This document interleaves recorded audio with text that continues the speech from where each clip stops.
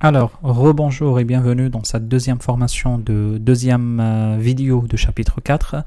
Et là, on va parler avec plus de détails sur la partie câblage à fibre optique.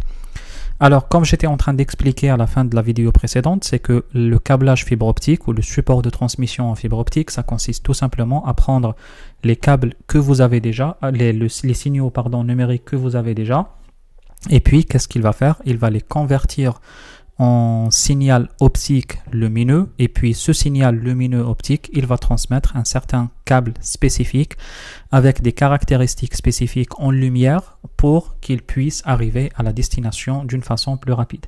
Quand on parle de câble à fibre optique, on parle de quelques caractéristiques qui le distinguent au câblage en cuivre. Le principal et le plus important, c'est la distance. C'est qu'il permet d'avoir une distance beaucoup plus importante qu'un câble à fibre optique, qu'un câble cuivre. Il permettra d'avoir une excellente résistance au bruit. Tout simplement, il n'y a même pas de bruit. C'est qu'on parle d'une qualité de transmission 100% bonne. On parle aussi d'une vitesse de transmission beaucoup plus importante. On parle des vitesses qui peuvent aller à des chiffres beaucoup plus importants comme 100 gigas par exemple, contrairement à un câble RJ45 qui ne peut pas faire plus d'1 giga théoriquement. On parle aussi de son coût qui reste beaucoup plus cher évidemment, et c'est ce qui fait que l'utilisation d'un câble à fibre optique, elle n'est pas nécessairement faite faite pour brancher un utilisateur sur le réseau par exemple. Ça n'a aucun intérêt à le faire là-dessus. C'est ce qui fait que les PC, les utilisateurs sur le réseau, sont branchés sur le réseau avec des câbles RJ45. Et puis, qu'est-ce qu'on fait? On utilise les câbles à fibre optique pour l'interconnexion des réseaux entre eux et non pas l'interconnexion des utilisateurs avec les réseaux. Autrement dit, je vous ai parlé de ça déjà, mais c'est pas grave, une petite répétition. On a un PC1, un PC2, un PC3 ici, un PC4 ici, un PC5, etc. Ces PC-là, je vais les brancher sur un switch quelque part sur le réseau, comme ça, 1, 2, 3, 4, 5. Et puis, qu'est-ce qui va se passer? Ce switch-là, je vais le brancher au switch de niveau supérieur pour qu'on puisse partir sur le réseau externe. Alors, on a parlé d'un élément un jour, la redondance, quand on a parlé des caractéristiques de réseau. C'est ce qui fait que il est toujours très conseillé de doubler la liaison pour assurer une tolérance aux pannes et un équilibrage de charge. Et puis, qu'est-ce qu'on va faire aussi? Le but, ça sera aussi d'assurer un meilleur débit ici. Parce que ici, comme je vous ai dit, un switch, il a en face de lui un PC. Un PC, il va faire quoi? De la musique, de YouTube, des réseaux sociaux, envoyer un mail, faire une vidéoconférence, etc. Et généralement, le débit que nous avons ici est largement suffisant pour un utilisateur lambda pour qu'il puisse connecter sur le réseau. Par contre, ce switch-là, il va grouper la totalité des informations qui lui rentrent ici, hop, hop, hop, hop, et il va toutes les retransmettre sur ce support-là.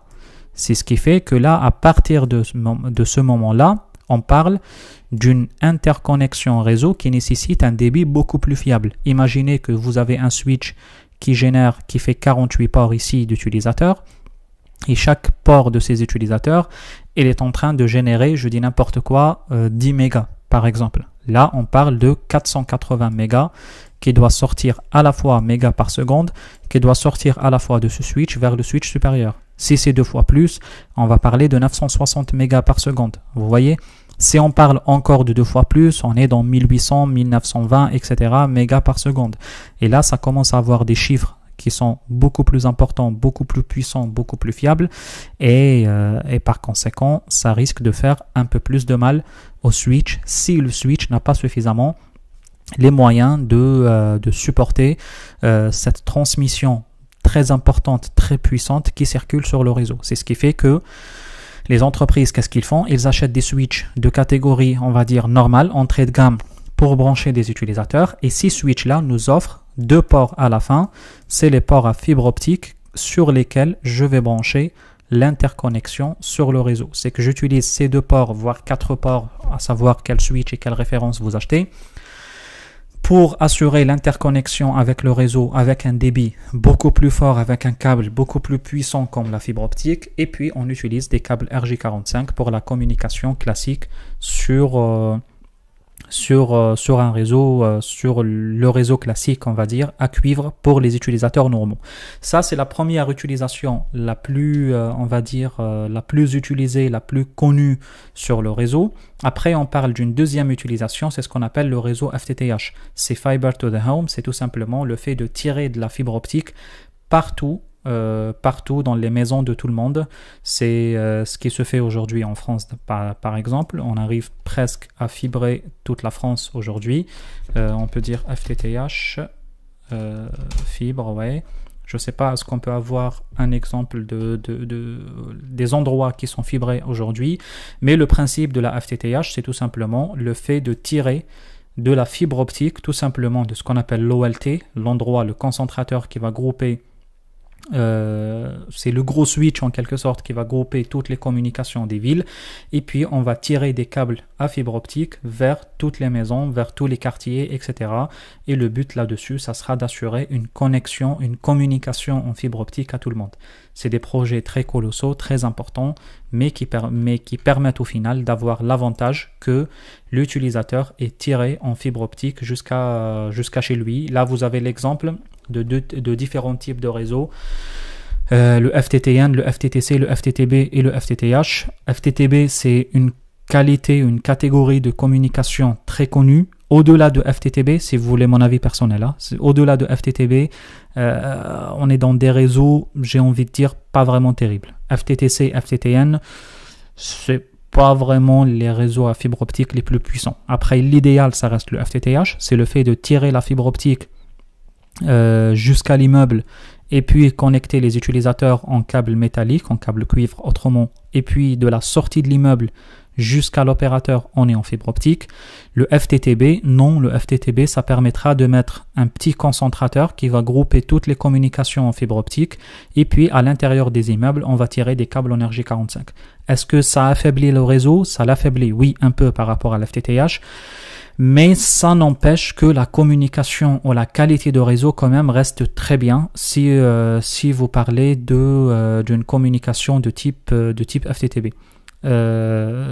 Par contre, les autres FTTC, FTTN et même FTTLA, si vous parlez d'utilisation de câbles coaxial, etc., ça affaiblira à chaque fois que vous baissez la distance couverte par la fibre, à chaque fois que vous baissez encore plus la qualité de réseau, mais quel que soit X, ça reste quand même un peu mieux, voire même beaucoup mieux que les communications classiques en RJ45, en cuivre partout. C'est ce qu'on appelle la technologie ancienne ADSL. Après, vous avez les réseaux à longue distance, c'est tout simplement les réseaux que tirent les fournisseurs d'accès pour relier des pays, pour relier des villes, pour l'interconnexion des très grosses infrastructures qu'ils ont. C'est tout simplement le fait de tirer un réseau, le fait de tirer un câble entre deux villes différentes. Et puis, vous avez le réseau de câbles sous-marins. C'est, je ne sais pas si vous l'avez vu ou jamais, réseau sous-marin, fibre optique. On va voir quelques photos ensemble. C'est tout simplement le réseau qui permettra de tirer des câbles pour l'interconnexion Internet, pour l'interconnexion du monde entier en Internet, en communication Internet. C'est des réseaux qui ressemblent à ça et qu'on tire généralement sous l'Atlantique ou la Méditerranée ou peu importe le type de plage. Si on prend l'exemple de la France ici par exemple, on va voir les endroits sur lesquels la France est connectée dans le câble sous-marin mondial, et ici vous allez voir la carte mondiale de communication réseau. Après, ici vous allez voir à la fois des réseaux publics gérés par chaque pays, comme vous pouvez avoir des réseaux privés d'entreprises dans le but d'interconnexion des data centers. Par exemple, il y a un câble qui a été récemment inauguré dans le cadre d'un partenariat Facebook et Microsoft entre l'Europe et les États-Unis pour l'interconnexion des data centers de Facebook et de Microsoft entre l'Europe et les États-Unis. Après, vous pouvez avoir aussi d'autres types de câbles sous-marins avec des nœuds. Ici, ce que vous voyez ici, c'est les nœuds qui permettent de faire rentrer le câble sous-marin dans chaque pays.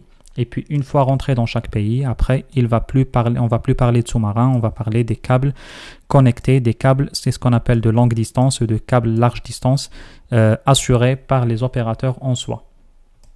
Et là-dessus, il y a des entreprises spécialisées dans ce genre de choses et qui permettent tout simplement de tirer des câbles en sous-marin et des câbles qui traversent, on appelle ça dans le langage les câbles transatlantiques, parce que historiquement parlant, c'était des câbles qui reliaient juste l'Europe aux États-Unis, mais dans le temps, on a câblé le monde entier.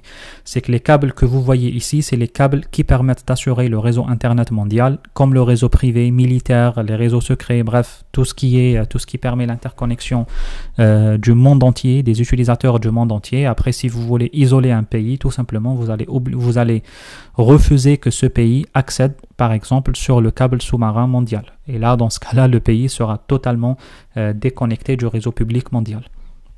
Comme c'est le cas par exemple de la Corée du Nord. Si je ne me trompe pas, la Corée du Nord n'a pas de communication avec le réseau sous-marin mondial. D'ailleurs, oui, elle est là, elle se situe là. Et sauf erreur de ma part, elle n'a pas. En tout cas, sur cette carte-là, ça se voit clairement qu'elle n'a pas, mais j'ai eu l'information aussi qu'elle n'a pas. C'est ce qui fait que la Corée du Nord n'a pas Internet, tout simplement. Elles ne peuvent pas se connecter sur Internet. C'est que n'importe quel pays qui n'a pas ça, il ne peut pas se connecter sur Internet. Attention, vous n'allez pas me dire que le Tchad ou la République de Congo, la Zambie, etc. Non, ça, on ne parle pas de ça. Parce que ici, à l'intérieur, ils peuvent se connecter à l'extension de ces câbles-là. Ils peuvent comme ça se connecter. C'est que les câbles sous-marins, c'est juste sous-marin. C'est juste pour les pays où il y a l'accès à la mer. Mais après, si tu n'as pas de l'accès à la mer, c'est logique que tu n'as pas accès à ce câble directement. Mais dans un cadre dans des relations de partenariat entre les pays et les gouvernements, on permet d'avoir des accès à ces types de câbles sous-marins. Bref, alors, on va revenir à notre cours. Et là, après, qu'est-ce qu'on va dire? Nous, après, dans notre cours, ce qui nous intéresse, c'est tout simplement le réseau d'entreprise. Tout le reste, ça ne nous intéresse pas beaucoup. Le but, c'est juste de voir que ça existe et comment ça fonctionne. Très rapidement, et avant d'oublier, les câbles en fibre optique, ça fonctionne en deux catégories. Ça peut être un câble en monomode et un câble en multimode. La principale différence entre les deux, c'est que tout simplement, quand on parle d'un câble en monomode, on parle d'un câble qui permet d'avoir un débit beaucoup plus rapide, beaucoup plus puissant, parce que le signal lumineux est envoyé en mode direct, en mode impulsion lumineuse directe. Autrement dit, c'est pas vraiment envoyé comme ça, mais envoyé comme ça, mais puisque la gaine est très serré, il peut pas aller faire des rotations très importantes et c'est ce qui lui permet d'être plus puissant. Par contre, le câble multimode, il fait d'importantes rotations ici et c'est ce qui fait que le câble, il perd en vitesse, il perd en rapidité, il ne permet pas d'avoir aussi des distances beaucoup plus importantes. Alors, quelle est la différence entre les deux techniquement parlant? Techniquement parlant, le multimode est un peu moins rapide. Il ne permettra pas d'avoir la vitesse que le câble monomode puisse avoir et il ne permettra pas aussi d'avoir la distance qu'un câble monomode va pouvoir avoir. Généralement, un câble monomode, on l'utilise pour aller à des distances beaucoup plus importantes qui peuvent atteindre les 100 km à 100 gigas de débit, même plus. Par contre, ici, on peut aller à des distances beaucoup moins importantes. On parle, je crois, de 550 mètres ou de 600 mètres pour des débits aussi un peu moins importants que les câbles monomodes. Vous comprenez très bien le principe. Si vous avez un réseau d'entreprise et vous voulez juste brancher de switch, inutile d'aller acheter du monomode, ça sera plus cher pour vous. Alors, quels sont les types de câbles optiques? Vous avez tout simplement 4 types de câbles optiques principalement, ou 3 types pour être un peu plus précis, le ST, le SC et le LC. C'est que là-dessus, on va voir encore ici, qu'est-ce que je vais vous écrire? Je vais vous écrire connecteur optique ST. Allez, on commence par ST. Le connecteur optique ST, c'est le connecteur optique le plus ancien qui existe, tout simplement. C'est que si vous allez intervenir dans des réseaux d'entreprises qui ont des installations de câblage optique très très anciens, vous allez trouver le ST. Il est le plus ancien, le moins performant aujourd'hui des câbles optiques. D'ailleurs, même si vous l'avez en entreprise, je vous encourage d'aller demander à vos managers de le changer. Après, vous avez le SC, qui vient d'une catégorie supérieure, un peu plus performant, un peu plus développé et un peu plus amélioré et qui permettra d'avoir des communications optiques plus rapides et plus performantes. Après, vous avez aujourd'hui le plus rapide et le plus performant de tout, c'est tout simplement la communication LC, Lucent Connector, comme on peut le dire. Le SC, c'est Subscriber Connector et le ST, c'est Straight Tip. Ça s'appelle comme ça, juste pour information pour tout le monde. Alors, le LC, c'est ici. Et le LC, c'est le plus rapide aujourd'hui, le plus puissant, le plus performant, etc. Tout ce que vous voulez dire de lui. Après, les câbles optiques, généralement, quand vous les achetez, vous allez les trouver comme ça, doublés à chaque fois. Émission, réception. Quand on envoie sur un support, on reçoit sur un autre. On envoie sur un support, on reçoit sur un autre. Après, on peut avoir un connecteur de type LC unidirectionnel. Ils sont beaucoup plus chers, bien qu'ils soient beaucoup moins performants. Pourquoi on parle de beaucoup plus cher et beaucoup moins performants? Parce que pour des besoins d'entreprise parfois, c'est qu'ils n'ont pas suffisamment de place dans les panneaux. Ils sont obligés d'acheter un unidirectionnel. C'est qu'au final, en quelque sorte, on vous sauve la vie. Vous n'allez pas changer le panneau à cause de ce problème. Mais par conséquent, vous allez payer plus cher votre câble optique, votre jarretière optique. Généralement, dans le langage réseau, on dit jarretière pour la fibre optique. Alors, quand est-ce qu'on utilise l'un ou l'autre? Est-ce que c'est possible d'avoir un câble optique qui est SC d'un côté, par exemple ici, il est LC d'un côté, il est ST ou SC de l'autre côté? Oui, c'est possible. On peut voir ça facilement. On peut écrire jarretière optique. On peut dire ce qu'on veut. LC par exemple. LC on l'a vu, c'est bon, c'est celui qu'on voit ici. On peut voir par exemple du LC-SC. Vous voyez ici, vous avez un exemple en face de vous. Vous avez le LC qui est le plus petit, le SC qui est un peu plus important en taille. Là, on parle d'un câble optique de type, d'une jarretière optique de type LC-SC. Vous pouvez avoir aussi du ST-SC si vous voulez, c'est possible également. Vous pouvez avoir du ST-LC, du ST-SC, pardon, comme c'est le cas ici. Vous avez du ST-SC. C'est là, bref, juste pour comprendre le principe, c'est possible d'avoir du SC-ST, du SC-LC, c'est possible d'avoir de ST-LC, bien que c'est un tout petit peu plus rare d'avoir de ST-LC, parce que le ST c'est le plus ancien, le LC c'est le plus moderne. Il n'y a pas de transaction entre les deux. Ça c'est un tout petit peu plus rare, mais ça existe aussi. Vous pouvez le voir ici, vous pouvez voir du ST-LC. Je vous fais juste une toute petite remarque pour ne pas oublier. Je ne sais pas est-ce que c'est une norme ou c'est juste comme ça, mais généralement, quand vous achetez des jarretières optiques, quand c'est orange, c'est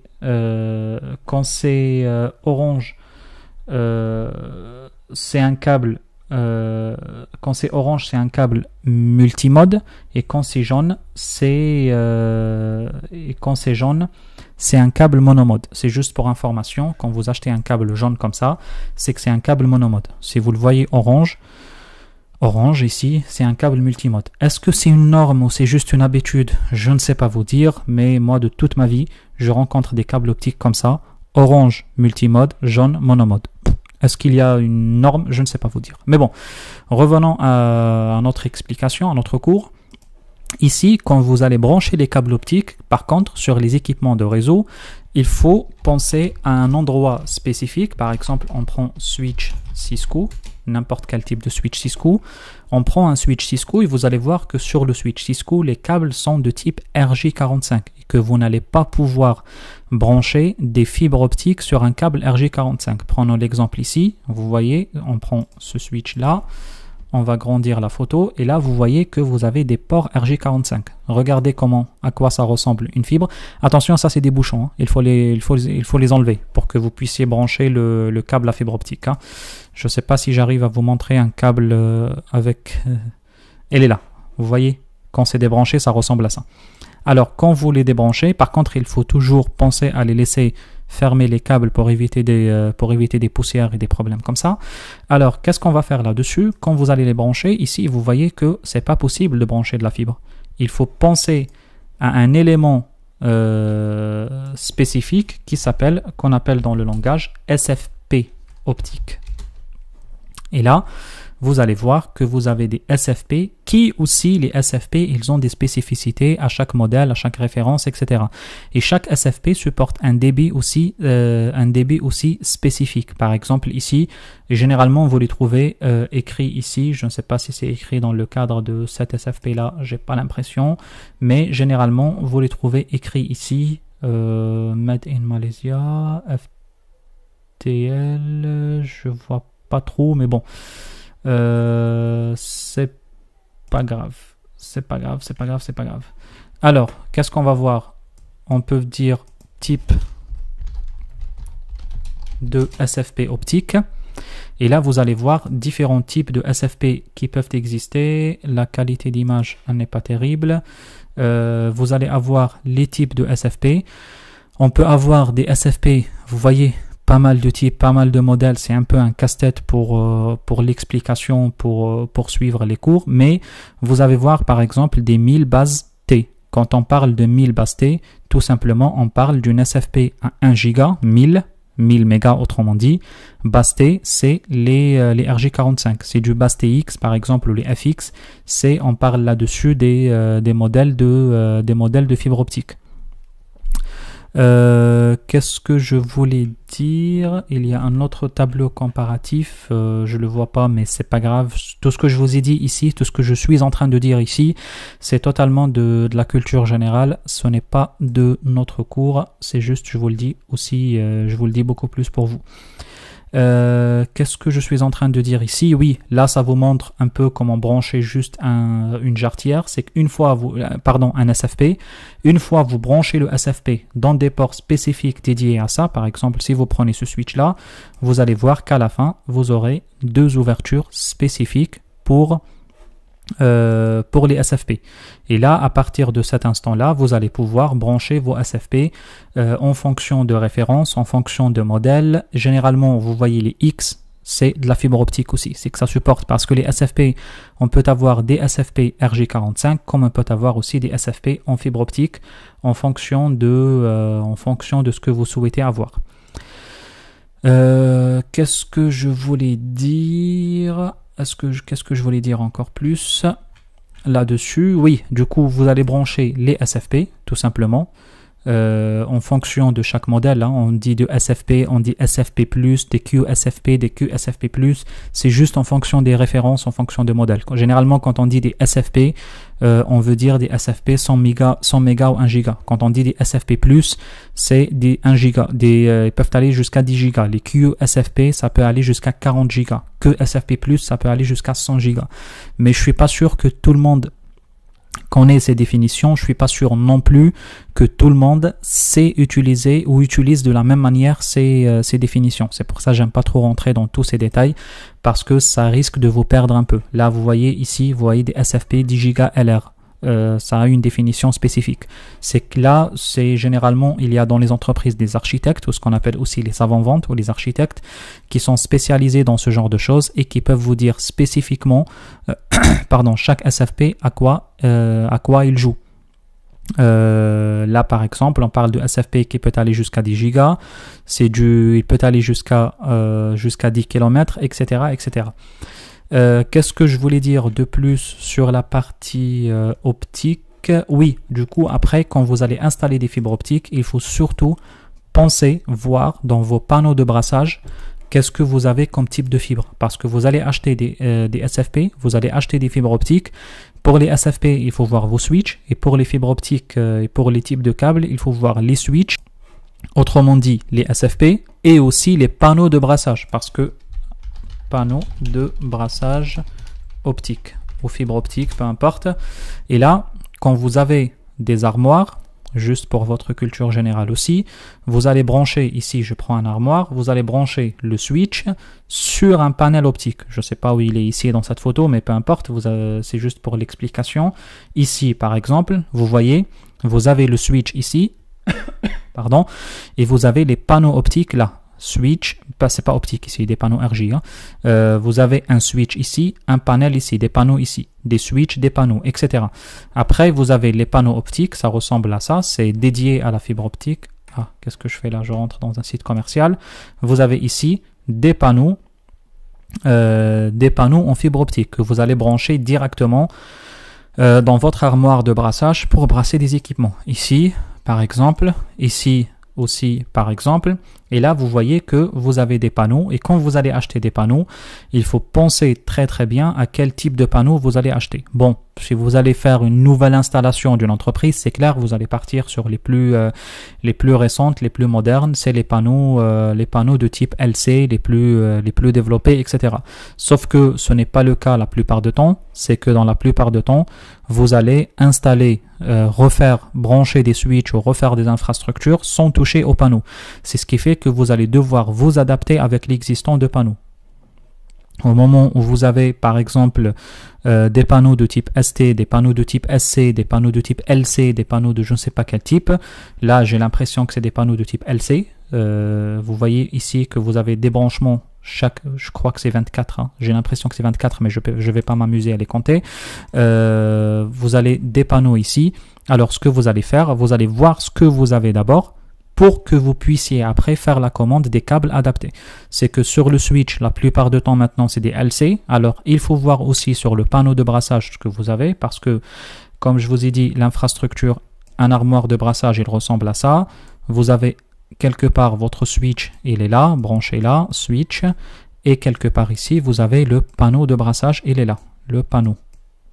Ou les panneaux de brassage. Alors, ce que vous allez avoir vos ports ici, vous allez acheter des SFP adaptés et vous allez acheter des jarretières optiques, des câbles optiques pour faire ce branchement comme ça. Et quel câble de fibre optique vous allez acheter? C'est tout simplement en fonction de ce que vous avez en type de panneau de brassage optique dans l'entreprise que vous allez choisir STLC, SCLC, SCSC, LCLC, etc. en fonction de vos besoins là-dessus. Alors, on revient un peu au cours après cette petite parenthèse explicative. Ici, qu'est-ce qu'on va avoir? On va avoir une comparaison très très rapide entre les câbles à cuivre et les câbles à fibre optique. Bande passante, on peut aller de 10 mégas jusqu'à 10 gigas. Très honnêtement, 1 giga, c'est ce que vous faites de maximum en câble cuivre. Après, les câbles à fibre optique, ça peut aller jusqu'à 100 gigas. Là déjà, un point positif pour la fibre optique. La distance, la même chose. On peut aller à des distances beaucoup moins importantes, généralement 100 mètres pour les câbles à cuivre. On peut aller jusqu'à 100 km pour des câbles à fibre optique. Et vous comprenez très bien pourquoi on utilise la fibre optique. Des résistances aux perturbations électromagnétiques et radioélectriques. Il y a des faibles résistances. Là, il y a une résistance totale. C'est qu'il n'y a pas les perturbations électriques, il n'y a pas, parce que c'est même pas de l'électrique, c'est de la lumière. Résistance au risque électrique, c'est pareil, hein, il n'y a pas du tout. Par contre, ça résiste pas super bien dans les câbles RG45. C'est pour ça qu'il ne faut pas aller au-delà de 100 mètres. Et même pour moi, il ne faut pas aller jusqu'à 100 mètres. Il faut faire des distances beaucoup moins importantes. Les coûts des supports et des connecteurs, l'avantage de l'UTP, c'est que beaucoup moins élevé pour l'UTP. Par contre, il est très cher pour la fibre optique. Compétences requises pour l'installation, même pour le suivi, etc. C'est rien pour l'UTP, tu le branches et puis c'est tout. Pour la fibre optique, si, il y a quand même un petit casse-tête. Les précautions à prendre concernant la sécurité aussi, la sécurité des fibres optiques, il faut éviter de la casser, il faut éviter de faire n'importe quoi avec, etc. Par contre, pour les câbles RJ45, ça supporte beaucoup mieux et c'est beaucoup plus développé. Alors, dernière partie de ce cours, c'est la partie support sans fil. Alors, le but, ce n'est pas d'aller beaucoup plus loin dans la partie support sans fil, mais c'est juste de dire que ça existe un autre type de support, c'est l'utilisation de support sans fil ou l'utilisation de support sans câble directement. C'est le fait d'utiliser des ondes carrément pour l'envoi et la réception de données et l'envoi et la réception de signal. Alors, la norme sans fil, qu'est-ce qu'il y a comme norme sans fil? C'est en fonction de chaque type de réseau. On a parlé à l'introduction de cours de réseau de normes de connexion, par exemple de type réseau PAN, Personnel Area Network. Alors, il y a du WPAN, de réseau wireless dans le Personnel Area Network. Et la norme, c'est la norme I3E 802.15. Elle est plus connue chez les gens par la norme Bluetooth. C'est ce qu'on utilise communication personnelle, pour relier des objets connectés que vous avez autour de vous, etc. Pas besoin d'aller à des distances beaucoup plus importantes. Après, vous avez le réseau local, le réseau LAN, le réseau qu'on connaît tous, qui permet de brancher des utilisateurs à des distances un peu plus importantes qui peuvent aller jusqu'à 100 mètres. L'équivalent de réseau LAN en Wi-Fi, c'est tout simplement le W, c'est toujours ajouter un W au début. Le W comme wireless, tout simplement, Wireless Local Area Network. Et la norme la plus connue, c'est la norme I3E 802.11, plus communément connue avec le nom Wi-Fi.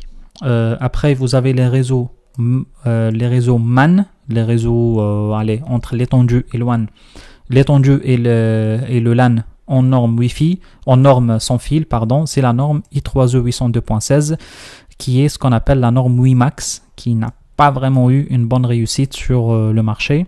Et puis vous avez la norme Zigbee qui est une norme 802.15.4, c'est un peu un dérivé de la norme Bluetooth et elle est de plus en plus adaptée à des communications de type Internet des objets, pour l'interconnexion des différents objets dans une maison, etc. C'est tout simplement la communication d'Internet des objets. Après vous avez la norme WAN, tout simplement, la norme WAN qui permettra l'interconnexion à des très grands réseaux distants en sans fil. C'est la communication qu'on utilise tous les jours, la 3G, la 4G et encore plus la 5G. Alors, comment connecter des réseaux sans fil? Tout simplement, vous avez besoin d'un adaptateur sans fil, d'une carte réseau sans fil, autrement dit. Si vous ne l'avez pas dans vos machines, il faut l'acheter. Elle est par défaut installée, c'est pas câble, pardon. Elle est par défaut installée dans tous les PC portables. Par contre, si vous achetez par exemple des PC de bureau, la plupart du temps, elle n'existe pas. C'est ce qui fait qu'il va falloir l'installer. Il y a différents types de câbles, de cartes réseau sans fil à brancher sur des PC. Il y a même qui se branchent en USB, je crois. Ça existe, si je ne me trompe pas. Ouais, ça existe. Vous pouvez la brancher en USB directement, ici par exemple, comme ça, et vous branchez une carte réseau qui vous permettra de vous connecter sur le réseau en mode sans fil. Et puis après, qu'est-ce qu'il vous faut? Le deuxième élément, c'est le point d'accès, tout simplement. Point d'accès Wi-Fi. Par exemple, c'est un équipement, tout simplement, en fonction de la référence que vous achetez. Nous, on parle d'un cours Cisco, alors on va parler Cisco. Après, tous les fabricants de réseaux aussi fabriquent des points d'accès sans fil. Du coup, il vous faut deux éléments. Un équipement qui supporte le sans fil, comme par exemple ici des smartphones ou des PC avec des cartes réseau Wi-Fi.